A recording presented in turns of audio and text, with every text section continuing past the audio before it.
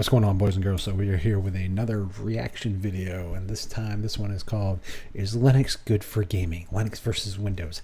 Simple. This is done on April 4th, 2019 by Gaming Scan. They have 36,000 subs. So I'm curious to see how well or how bad this video is. I guess we'll find out. So let's roll into it.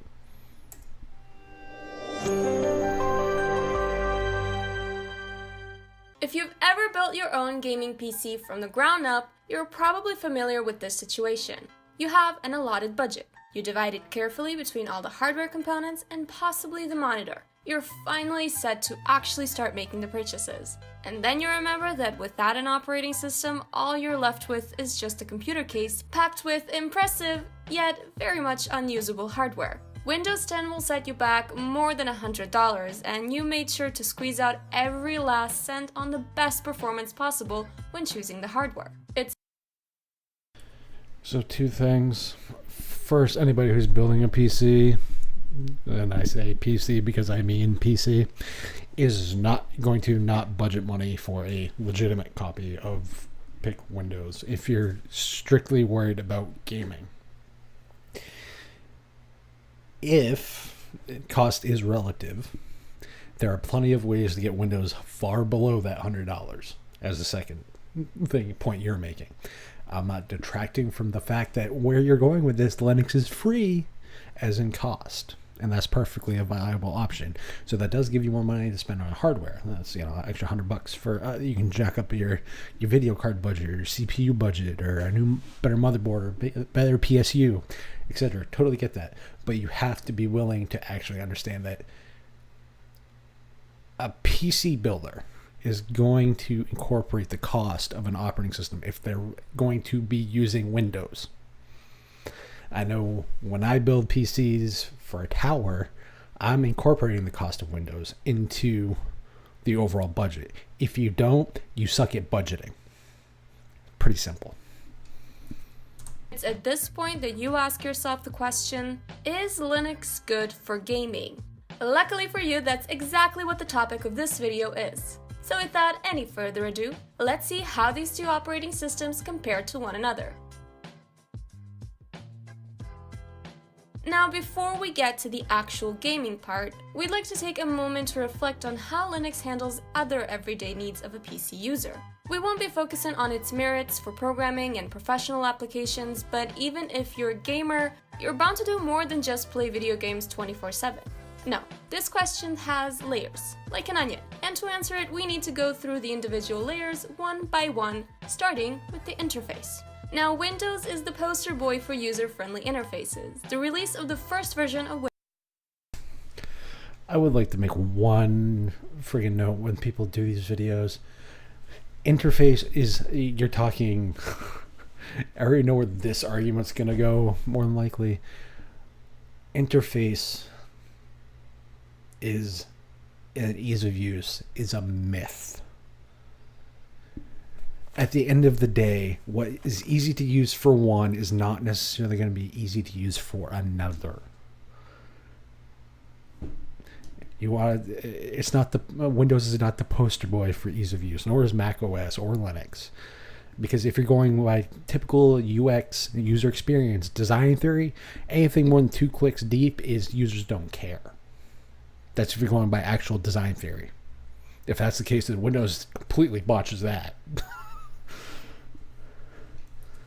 Windows marked a pivotal moment in history when casual users could actually use a computer for the first time, and the reason largely boiled down to its user-friendly interface that only improved over the decades. On the other hand, Linux may seem as easy and simple to use as Windows 10, but there are two things that it has going against it. Firstly, Linux doesn't have a standardized interface across all the operating systems based on a Linux kernel. Now, this isn't a bad thing per se. It allows for more customizability and is in fact preferable for many users, but that doesn't mean it's noob-friendly, so to speak.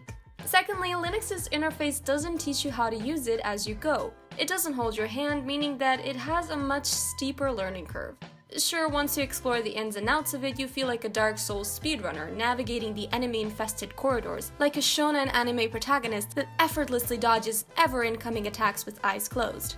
But at first, you'll feel like that confused gamer who's wondering whether they should have spent their money on a different game, while skeletons keep killing them over and over and over again before even reaching the first real boss. Long story short, we still recommend Windows to all of those who aren't tech savvy, as Linux does require at least a basic understanding of how computer software works.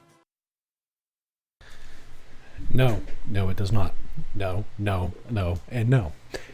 I'm starting to feel that ulcer, and hopefully the headphones can hide it. Hence the reason for the adjustment of the headphones. No, and no. If you are strictly recommending Windows, it's if you have a preconceived notion of how things should work and interact and do all the other stuff, then yes, you are correct. If you do not go into things, any switch, doesn't matter if it's card, doesn't matter. I don't expect my light switch to be in the same spot in every single design vehicle. So to expect every single thing to work exactly the same in an operating system is just moronic. It makes me question you as a computer user. And the simple fact that you're recommending Windows because it's easy to use shows that you are giving based on your own preconceived notions of easy to use. Because ease of use is a load of horseshit. Again, if you're going by proper UI and UX design theory, anything more than 2 is too many.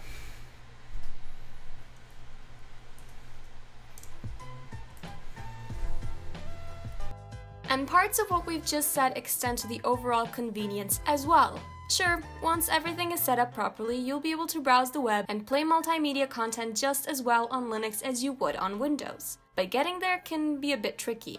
While both of these operating systems offer a plethora of programs to choose from, many of which are available on both, Linux does have some trouble when it comes to software integration. What's more, the user experience isn't as streamlined as it is on Windows. For example, say you download a media player on Windows. It will automatically download all the drivers and codecs you need and sync this data between different devices. Sure, there are some times when you have to do all of this manually, but this happens very rarely, and even then, in most cases, you can just download a different piece of software that won't require manual input of any sort. On Linux, however, setting everything up manually is pretty much the name of the game. So if you like it when the solutions to all of your problems are just a mouse click away, then the convenience Windows offers is indispensable.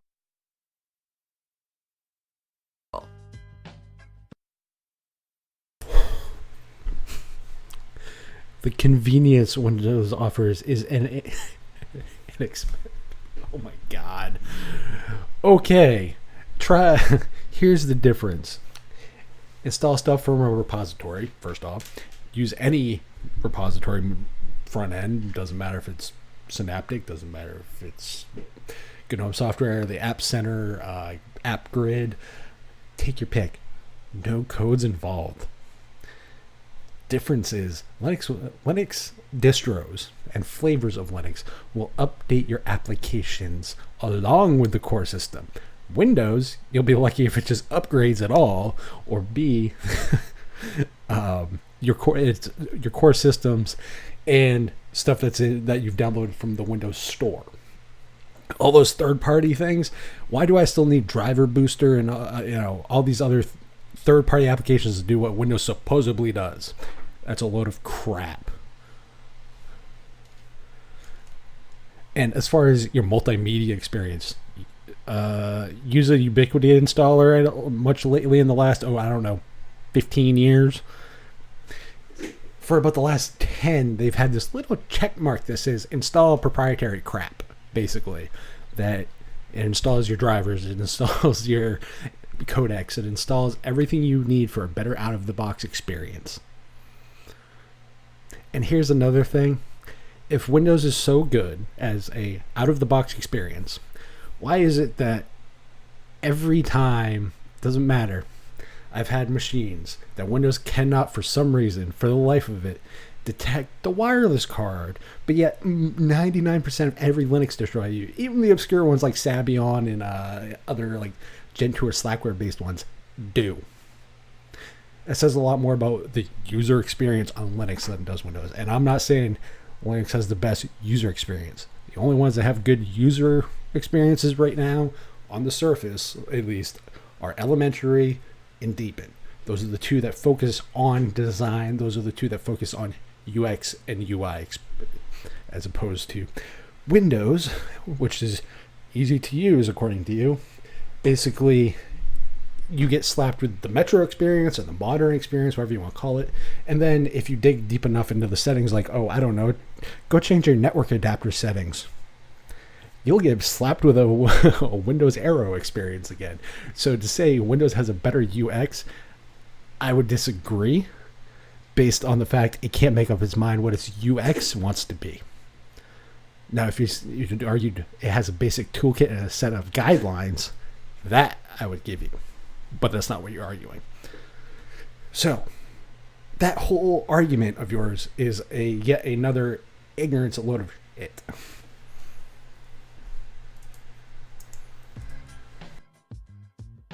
Now, seeing as the acronym PC stands for personal computer, at least in this context, it seems only natural that you should have a lot of customization options at your disposal that will make the experience of using your PC truly personalized. So how do our two contenders fare in this regard? Honestly, Windows 10 will always look like Windows 10 no matter what you do to it. It does still offer a range of freedom when it comes to customization, certainly more so than previous iterations of Windows, but most of these options are still purely cosmetic in nature. It's kind of like playing League of Legends. Sure, your Riven may look way cooler than the enemy's Riven, but they're still the exact same champion. Linux, on the other hand, offers an unprecedented degree of freedom when it comes to customizability, thanks to its open source nature. It's just like Android in that regard. It's true that there are different distros of Linux out there, all with interfaces that can easily pass as completely unrelated operating systems, but with a little know-how, you can make your operating system out to look and feel exactly as you want it. Whether this is worth it, however, is entirely up to you. That's because while they might have similar cores, being the Linux kernel in and of itself, Linux distros, people who just view them as Linux, quote unquote, are doing a disservice to the people who work on the actual distros. Now, I'm not talking simple wallpaper and theme switches. I'm talking about people who actually make distributions. System 76, Ubuntu, Debian, Slackware, like these guys, like these folks that make real distributions, Solus, etc. The ones that are out there, these are different operating systems. Is Lineage OS the same as Android? Depends on how you look at it. It depends on the lens you want to take on it. Is Copperhead OS the same as Android? No, because it's got all the Google crap stripped out. It's secure. Yeah, was Remix OS the same as Android? It shared a similar base, but it was a completely different spin, completely different take on Android. So no. To say that an OS is one thing is idiotic. God help me, this video has not actually made me want to slit my wrists, because I'm not sure if it's going to be down the street or across the lane, because one way's for attention and the other is to actually do it. Because I'm telling you right now, the amount of dumb right about now is making me want to do the not for the attention way. While its customization options are mostly cosmetic, Windows is still preferable to all of those who prefer convenience over functionality and flexibility.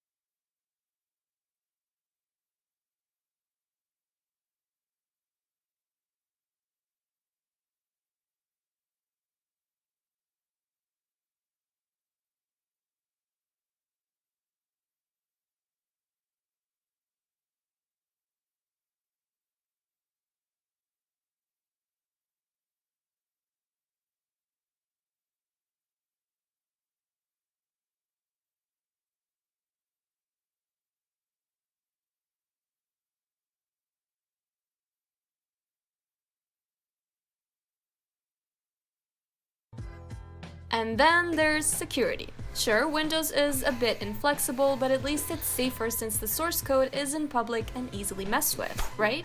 In theory, this argument stands on firm ground, but in reality, Linux is proven time and again to be the more secure operating system of the two.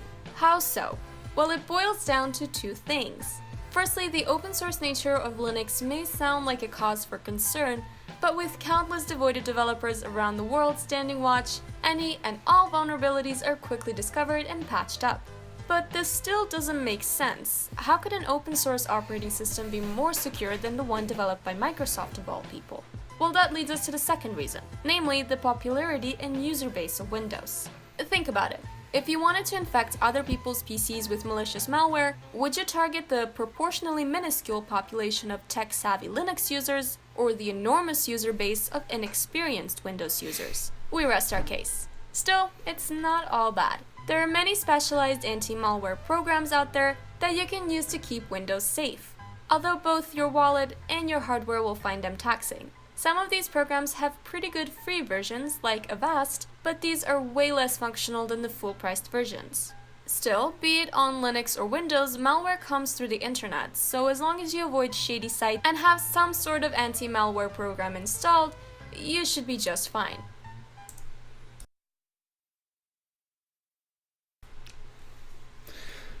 Security.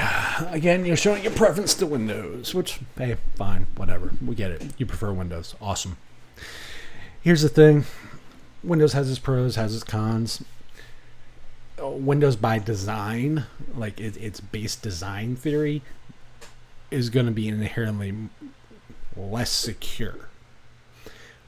Windows is a single user system that is trying to be a multi-user system.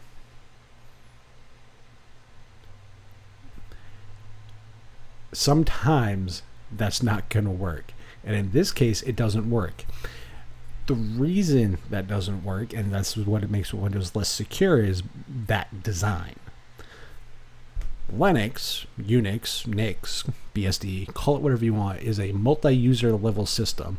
So it's meant for a lot of users that can get brought down to a single user. That is the difference. The way security in those two different design theories is implemented is different. Because if you tell Windows you're an administrator, hey, have the entire system and whatever might be attached to it. Linux, on the other hand, you can get really granular with that control. Now, your argument of, well, we're gonna, attack inexperienced Windows users who are dumb enough to click on phishing links. Anybody in any tech field, be it IT, whatever, will tell you that there's always going to be one problem in security, and that's the human problem. The problem between the keyboard or the mouse or the tablet interface or the pointy touchy interface and the chair is always going to be the problem in any security loop. Doesn't matter if it's whatever OS you're running. And your comparison to attacking, the Windows thing, if you really, really wanted to do like malware and like some real damage to the why wouldn't you attack Linux? Because it runs most of the effing internet. The LAMP stack far outweighs any usage of Microsoft Server whatsoever. Look at Microsoft's own cloud computing platform, like Azure. Like, was it 60% is all different Linux distros? That's on its own platform. Amazon's cloud stuff, like that's all Ubuntu and other distros. Like, that's the stuff you're going to want to attack more than Joe Schmo dumbass user. So this this video makes me sad more than anything else. That this is the type of video that gets people spreading the wrong message based on lack of experience and lack of actually trying everything on a day-to-day basis for an X amount of time. Because the thing is, you're going to learn stuff regardless of how long you actually use it. If you use it for a month, you're going to know a whole lot more than you knew a month ago about it. And you can at least talk with a knowledge base that you can grow from. Unfortunately, I don't think you have that knowledge base of more than an hour.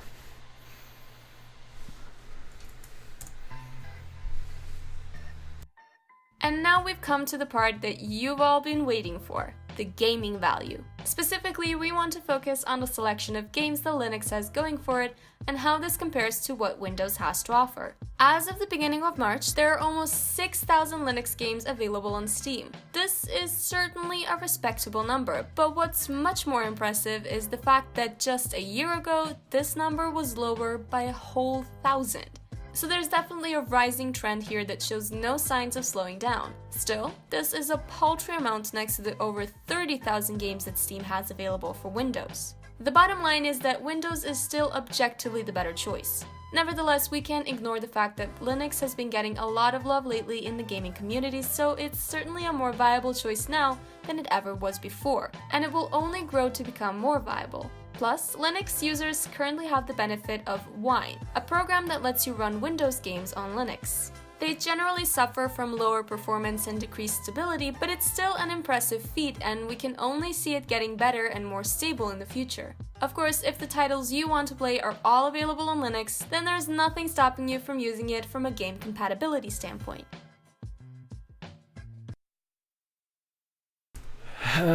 Oh, hey, look, you guys did 30 seconds of the topic of the actual name of the video. Novel concept. I think I'm getting Lunduke levels of like wanting to bash my head against the wall. Okay. Game selection. 6,000 games. I don't know about you. I have a production machine and I have a gaming machine. The gaming machine I'm very task oriented with my hardware. This is this weird thing. I view hardware as an appliance.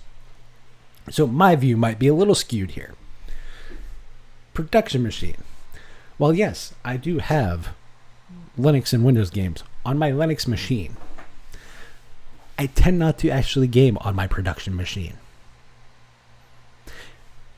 The laptop that I have down there, Lenovo Legion, has Linux on it.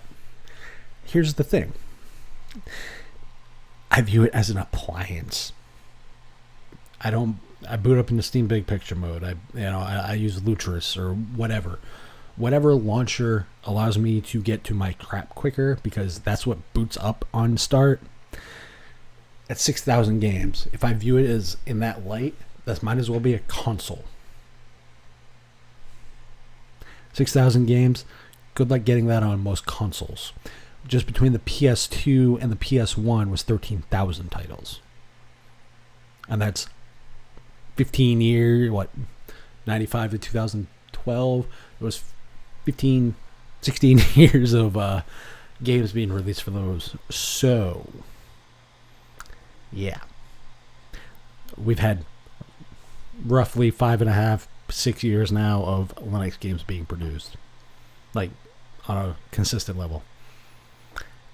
Yeah, sounds like a console life to me.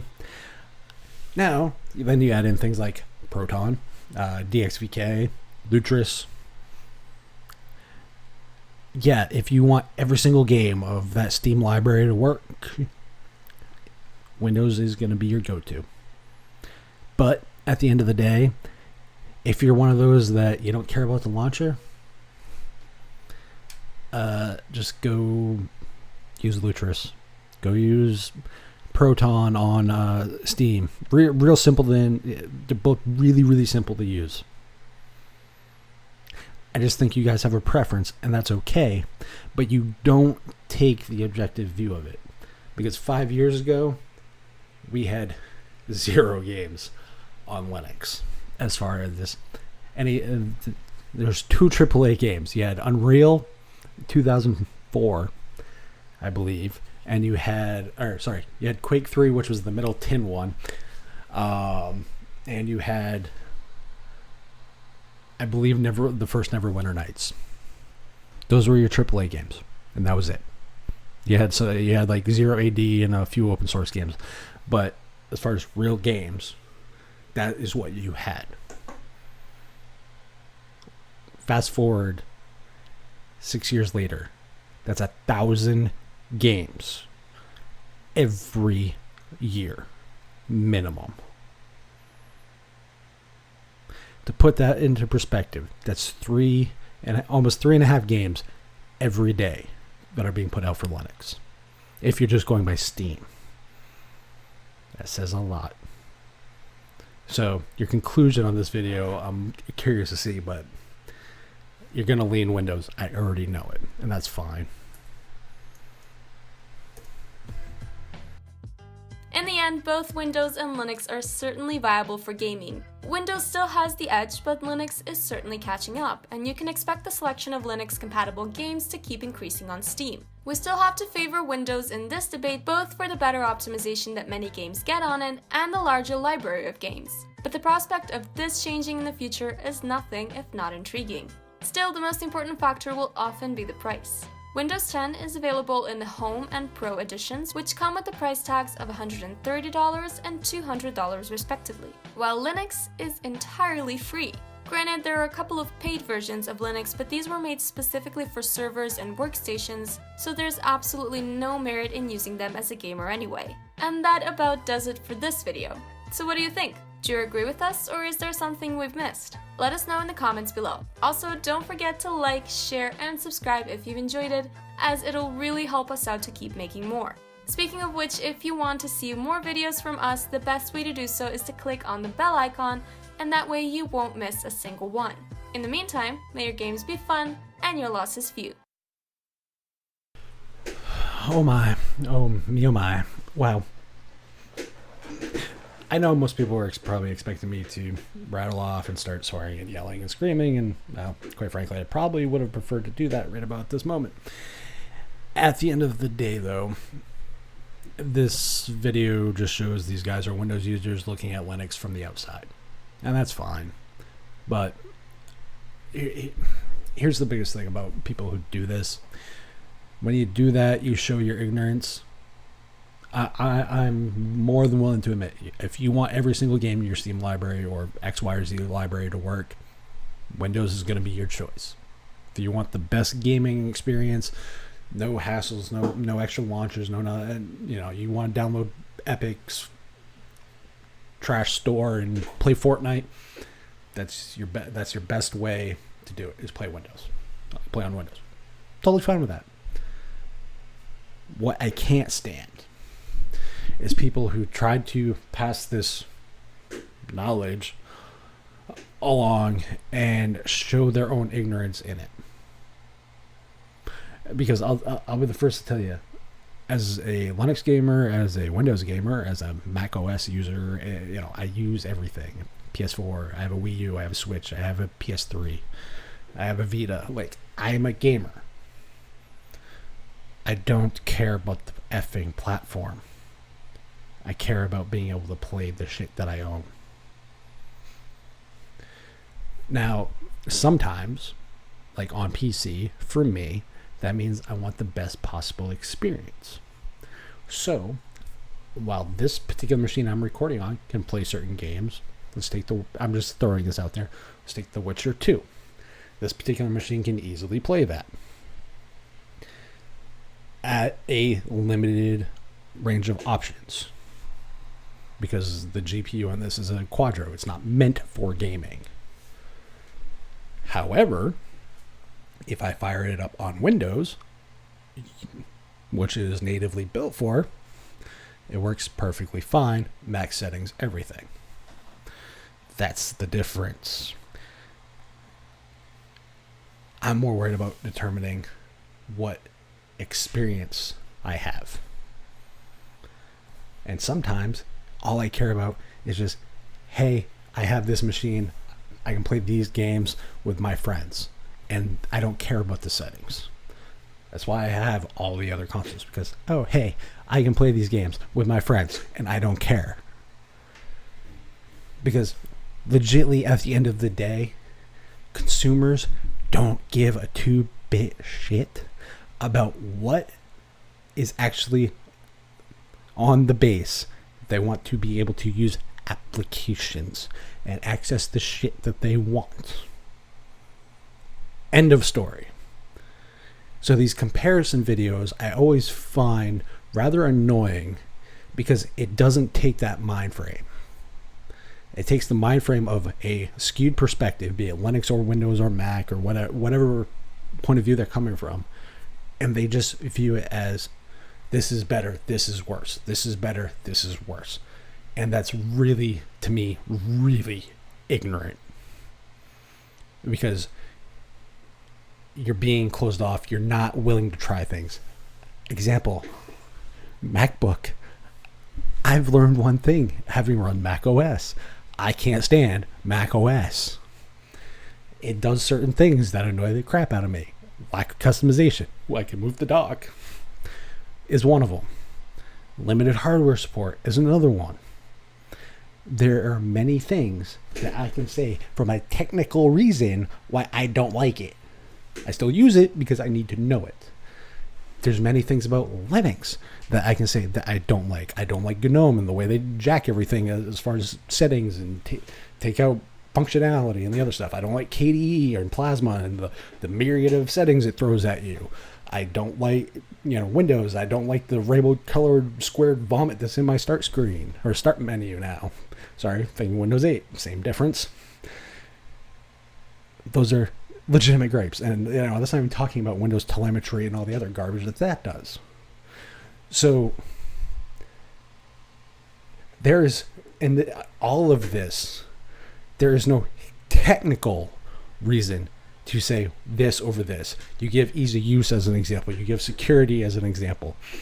They're all perspective arguments. You're going to basically defend the platform that you know. And that's fine. Use what you know. Don't talk about what you don't. So, anyways, am I right? Am I wrong? Well, you guys know what to do. Rate, subscribe. You can find my links to Indigala affiliate link, my Patreon down below, and all the other jazz along with the original video. Peace.